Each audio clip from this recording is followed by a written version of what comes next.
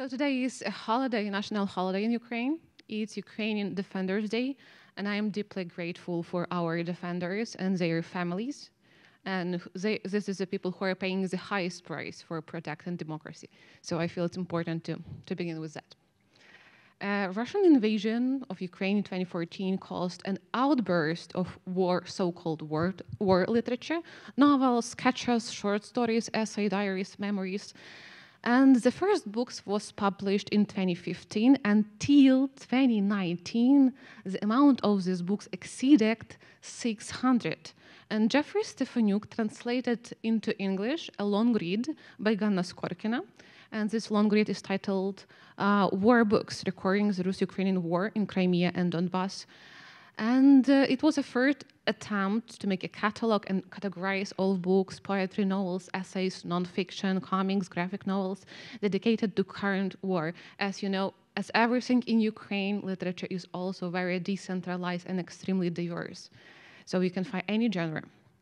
Ganna Skorkina not only counted books that was published till 2019, but she also gave a basic understanding who the authors are. It's soldiers, professional writers, military chaplains, volunteers, civilian journalists, military journalists, internally displaced people, family members of deceased soldiers, and ordinary Ukrainians, so-called, and foreigners. And the most significant part of this prose is literature that describe experience. So there's plenty of diaries, literary reportages, essays, and texts. They document war, life in concentration camps, for example, 100 Days of Captivity by Valery Kyïv, about detention by militias, collaborators. Rise After Falling by Gennady Afanasyev, about illegal imprisonment in Crimea, or Izolatia by Stanislav Aseyev. It's translated into English, I highly recommend it, about life in concentration camps for Ukrainians in Donbass. Except for documentary literature, war was a topic that is on agenda for so-called mass literature or popular fiction, and for so-called high literature, which is pretty unusual because typically, egalitarian literature usually reacts on agenda slower because to create well-written pieces, you need a lot of time. And the female perspective on the war is also represented in Ukrainian literature by works of professional authors like Oksana Zabushko, Irina Tsilik, volunteers, Tamara Hundurova, Tamara Hundurova, high greetings, and female soldiers like Yarina Chernohus, Olena Gerasimyuk. And also there is a nice collection of short stories, Girls Cut Their Braids. It's a memoirs of 25 women soldiers who participated in the war in 2014. I highly recommend it. And there is also a scholarly works on women in army.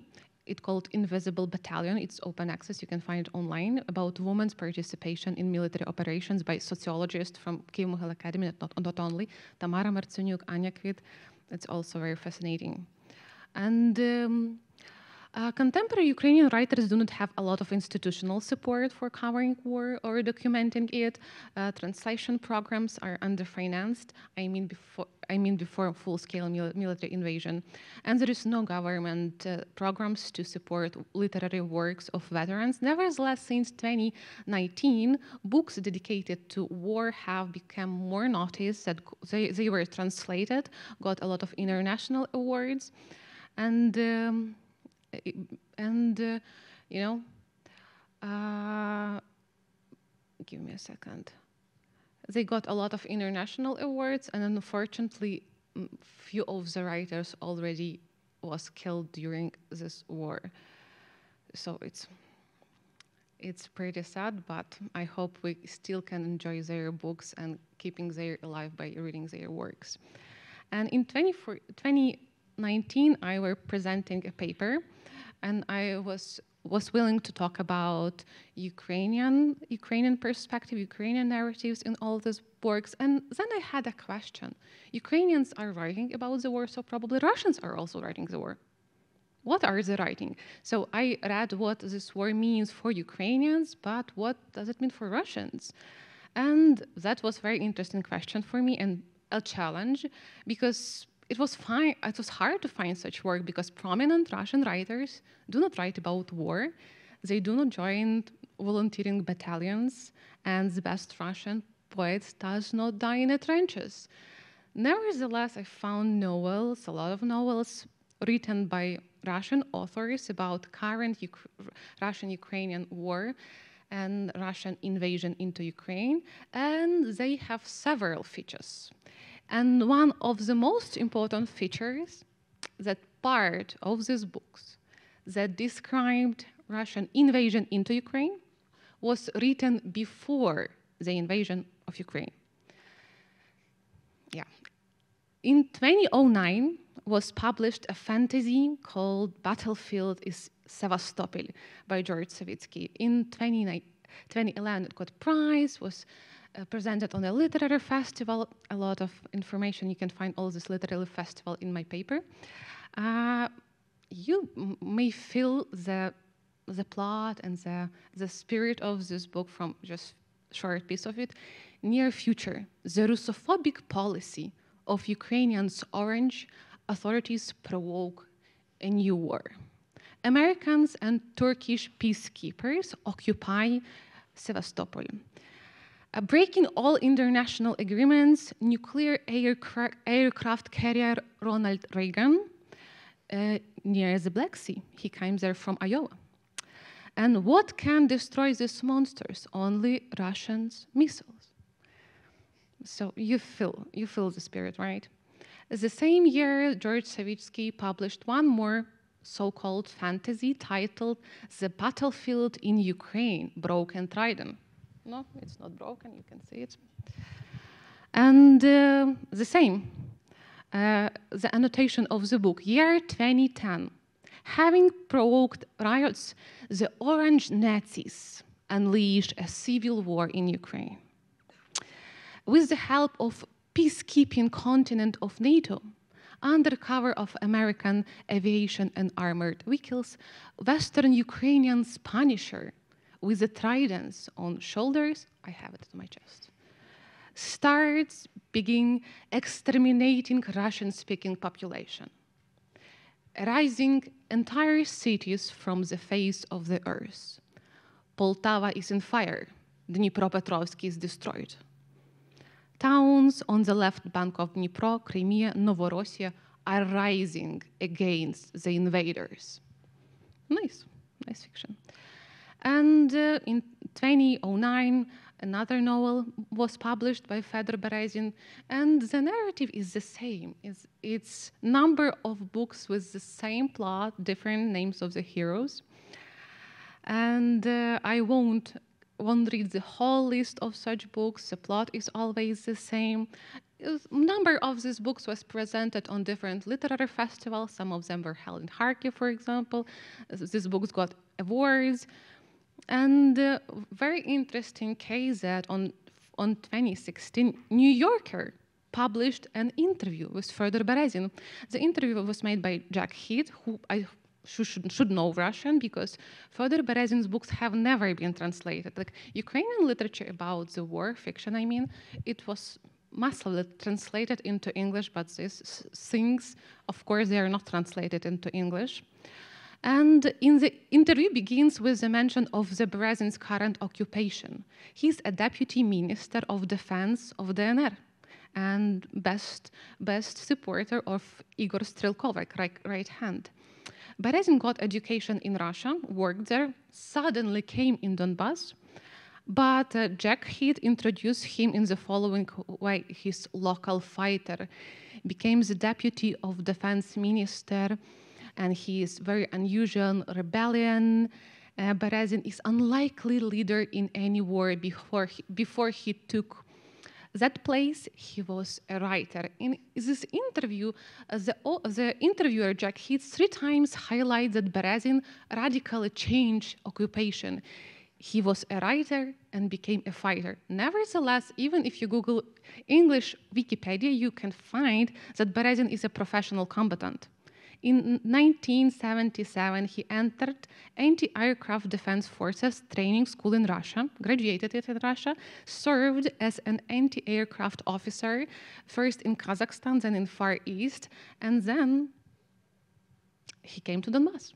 And he's presented like a writer, genius writer who foresaw the war because it's inevitable, and it's a great Russian literature that feels injustice in the world, so you definitely can trust this. But if you will read English Wikipedia, your trust will be pretty low. Therefore, we may assume that Jack Heath doesn't prepare interview, and probably fact checkers were resting. And the strangest thing is that 3 times in this interview there was suspicious comments about Barack Obama, that maybe he's a simulacre, he's fake leader, Barack Obama. And Ukrainian writer definitely knows the perspective on of Barack Obama. And Jack Heath asked this writer to suggest the solution for local conflict. And Berezin says, best result for Russian-speaking people in Donetsk is complete destruction of the regime in Kyïv. So basically, we can... we should read more books. And I really like the other part of this interview. Berezin believes that Soviet Union was a special civilization. And Russia today is a capitalist country, unlike United States, not like in the Soviet Union, which represented the new type of civilization in which you can live without undermining or exploiting other people. And one day, I hope it will be reborn, maybe in some other country. And this book was never translated into English. I completely understand why, because it's very assaulting. So basically in his book, Fyodor Berezin, which is represented as a great author and America should support it, he just basically assault all Americans and calling that they are stupid monkeys and so on. It's very, very assaulting for Americans, so just a very strange interview. But imagine if you just do not know English, you didn't Google, and read the Wikipedia, and you remember that Russian literature is great literature, and if it's predicted, and it's Fyodor Berezin changed his life so much, maybe like destruction of Kyiv regime, yeah, it's obvious why it's happened, yeah. You're less suspicious to things like that, and if politicians are spreading these narratives, you might be more critical, but if the artist, great artists, it's just, maybe they are right. And I would like to highlight that these narratives about civil war and NATO as a reason for full-scale military invasion, it's not only narratives from literature, like Alexander Dugin in his interview in 2006 also said, I assume that it's impossible to keep the unity of Ukraine in the country if the country joining NATO. If authorities claim they want to join North Atlantic Alliance, this will mean end of sovereign Ukraine. So we may also, there is one author who wrote 47 such books. And I was not able to find his picture, his presentation, and video where he's talking. So actually, I'm not sure he's a real person. Maybe just collective author, like only 8 years and 46 books about Ukraine and Nazis in Ukraine, prolific. So as a literary scholar, I explored narratives and power. It's a huge discussion if you're doing studies of short stories or narratives literature. And to conclude, I want to say that as scholars, no matter what field you're working with, as scholars and researchers, you also shape your researches in narratives. So everyone should be very attentive for narratives we make, because we may motivate people to give up and do nothing, or we may give vision, we can give tools to move forward, even if we have to move forward for a really long time. And also these days we may be really critical because propaganda narratives, they are not exclusively present in media. As we may see literary festival, literary awards, and interviews with writers, it's also very nice, very actually nice platforms to spread certain messages. It's great that so many Ukrainian books about the war was translated. If you're reading these books, you completely see that the war is a mission.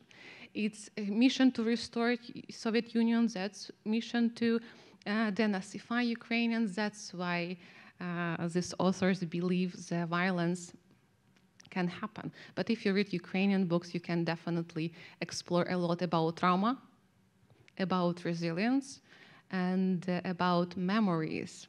So it's very diverse, interesting, so I urge you, you can pick up any genre because it's diverse and enjoy it. And there is a list in my paper of this work that was translated into English and in German. So thank you so much for your patience.